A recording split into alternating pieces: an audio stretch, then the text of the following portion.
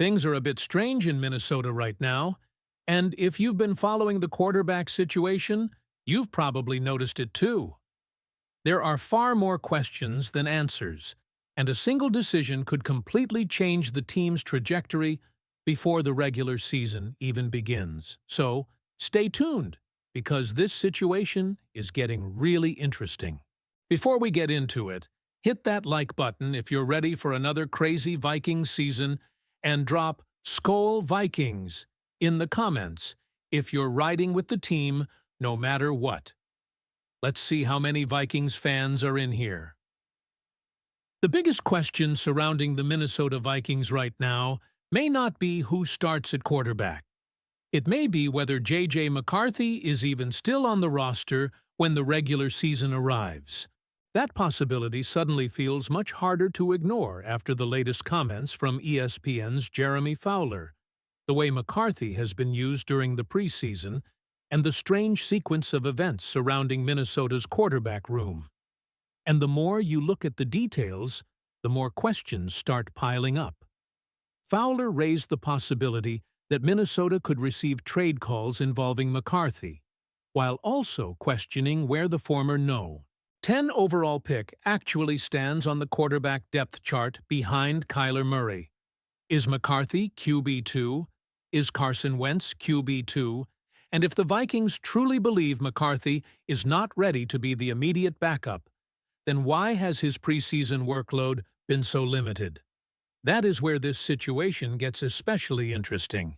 McCarthy played only one quarter in Minnesota's second preseason game against the Baltimore Ravens, and afterward, Kevin O'Connell said the quarterback had gotten a little banged up and would have played more if he had been able to continue.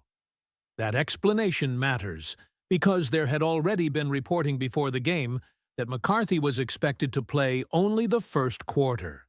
So now there are two versions of the story sitting next to each other. The Vikings had apparently planned for McCarthy to play one quarter, and then O'Connell explained afterward that McCarthy's limited workload was connected to him being a little banged up. McCarthy's wife also commented on a Vikings fan page, saying that he was all good and telling people not to worry. That does not prove anything about his status, and it would be irresponsible to treat a social media comment as evidence of a trade or roster decision. But it certainly added another layer to a situation that was already generating plenty of questions among Vikings fans. And those questions become even bigger when you look at McCarthy's actual preseason performance. Through 2 preseason games, the numbers have been rough. According to the discussion in the source material, McCarthy has completed just under 53% of his passes, has thrown for 115 yards without a touchdown, and posted a PFF grade of 45.4. 50 of those 115 yards came on one deep completion to Ty Felton. That is a dramatic contrast from the first preseason game against the Raiders, when McCarthy looked much more decisive. He was getting the ball out, layering throws, using his legs, and showing the kind of accuracy that made people excited about his development. Since then, though, the concern has been that the same problems seen previously have returned. One of the clearest examples came on a missed opportunity involving Miles Price. Price was open, and McCarthy had an opportunity to put the football over the top for what could have been an easy touchdown. Instead, the throw was not delivered with the necessary touch. And that is important, because touch passing has been identified as an area McCarthy needs to improve. The issue is not whether he can fire the football. The issue is whether he can consistently vary his throws depending on the situation. McCarthy himself did not run away from the mistake. Afterward, he essentially acknowledged that those are throws he has to make, while emphasizing that the experience gives him information he can use the next time he faces a similar situation. That comment could be interpreted simply as a young quarterback learning from a missed opportunity. But it also raises another question. If McCarthy needs these repetitions to develop, why isn't he getting more of them during the preseason? That question becomes even more difficult when you consider his role as a potential backup. A backup quarterback is generally expected to provide stability. You want someone capable of stepping into the lineup, running the offense, avoiding unnecessary mistakes, and allowing the defense and running game to carry their share of the load. McCarthy's profile is different. There have been games where he has shown that he can make explosive plays and produce stretches of excellent quarterback play. But there have also been performances where the offense struggled to function consistently. That inconsistency is exactly why the Carson Wentz comparison becomes so important. If the Vikings suddenly needed a quarterback to step into a regular season game right now, the argument presented in the source material is that Wentz would be the safer option. He represents the more stable choice, while McCarthy remains a quarterback whose development is still very much in progress. But if that is truly the Vikings' evaluation, then we arrive at the biggest question of all. What exactly is Minnesota planning to do with McCarthy? Because this offseason has already taken an unexpected path. Earlier in the process, the conversation was about McCarthy competing with Kyler Murray. Now the conversation has shifted toward whether McCarthy is even the clear number 2 quarterback behind Murray. That is a remarkable change in the discussion surrounding a player who was once viewed as a major part of Minnesota's long-term quarterback plan. And there is one more detail that makes this even more intriguing: the possibility that Minnesota could be trying to protect McCarthy's trade value. The theory presented is not that a trade has been confirmed. It has not. There is no confirmed report in the source material saying the Vikings have a deal in place, and there is no confirmation that Minnesota intends to release or trade McCarthy. But the logic behind the speculation is straightforward. If the Vikings were considering moving McCarthy, an injury during the preseason could potentially complicate that process. So limiting his exposure could theoretically reduce the risk of something going wrong physically. Again, that is only a theory. It is not a confirmed Vikings plan, and that distinction is extremely important. Still, when you put together the quarterback competition, McCarthy's limited preseason workload, his uneven performance, the comments about him being banged up, and Fowler's suggestion that Minnesota could potentially receive trade calls, it is understandable why Vikings fans are looking at this situation and wondering if there is something happening behind the scenes that has not yet become public. So now I want to hear from you. If the Vikings received a trade offer for J.J. McCarthy before the regular season, would you actually consider moving him? Or is this the moment to be patient and continue developing him? Drop your honest opinion in the comments, because this quarterback situation is becoming one of the most fascinating stories surrounding Minnesota right now. And that brings us to the next major piece of this story. What happens in the Vikings' third preseason game? Because right now, there is almost no certainty about what Minnesota is going to do with J.J. McCarthy. He could play the entire game. He could play only a portion of it. He could even watch from the sideline while Max Brosmer takes the majority of the snaps. The uncertainty itself is becoming part of the story. For McCarthy, this is a massive opportunity. If he gets meaningful playing time, every snap will matter. The Vikings need to see whether he can correct the issues that have appeared during the preseason, particularly his accuracy, decision-making, and ability to vary the velocity of his throws. They also need to see whether he can build on the positive flashes that made his first preseason appearance so encouraging. The frustrating part for Vikings fans is that we have already seen both versions of McCarthy.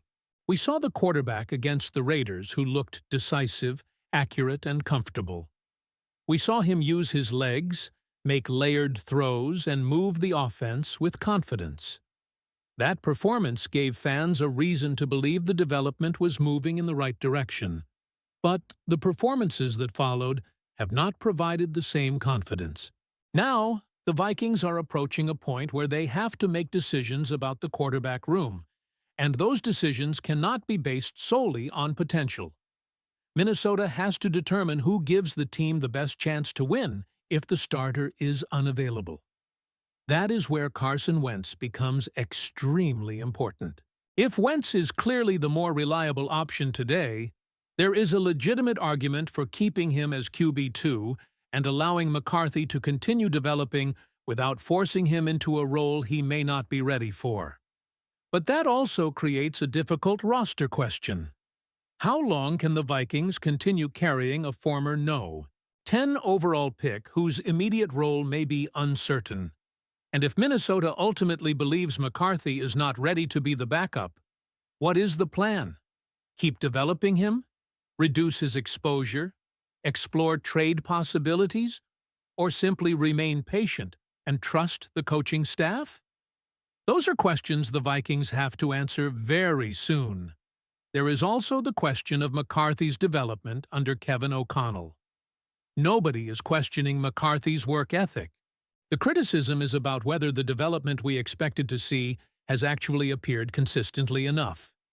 The quarterback continues to show some of the same tendencies that were concerns last season, particularly when it comes to touch throws.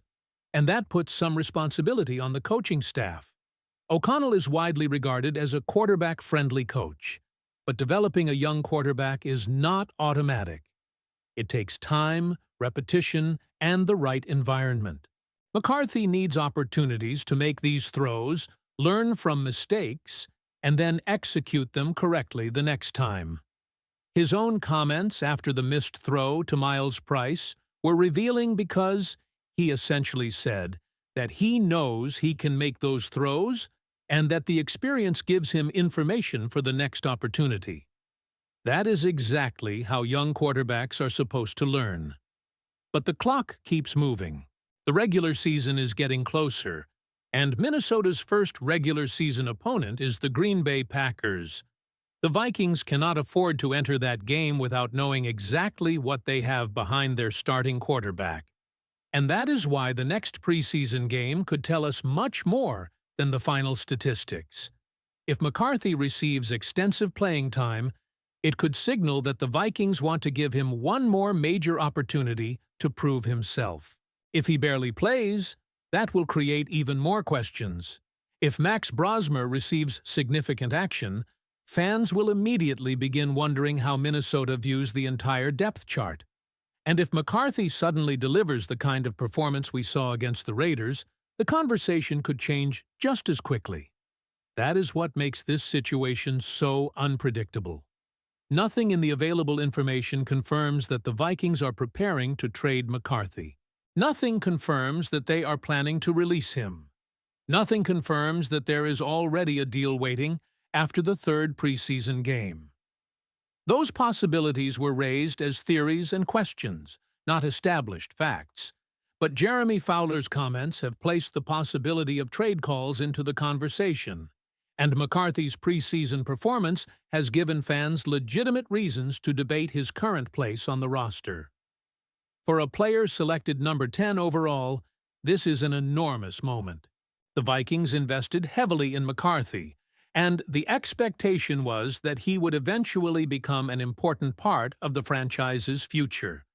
Now, before he has even established himself as a reliable NFL backup, the conversation has shifted toward whether Minnesota could potentially move on from him. That is a stunning development. And the next game could be the moment that either quiets those concerns or makes them even louder. So Vikings fans, now I want your final verdict. Do you believe J.J. McCarthy will still be on the Minnesota Vikings roster when Week 1 arrives against the Green Bay Packers? Do you believe the team should keep developing him, or would you actually consider trading him if the right offer comes in? Drop a Y for yes if you believe McCarthy will be on the roster in Week 1, or an N for no if you think Minnesota could move him before the season begins. And if you believe the Vikings should trade him, tell me what you think his value is right now. If you enjoyed this breakdown, hit that like button because it helps the video reach more Vikings fans. Subscribe to the channel and turn on notifications so you don't miss the next update. especially with the quarterback situation developing so quickly. Go Hawks!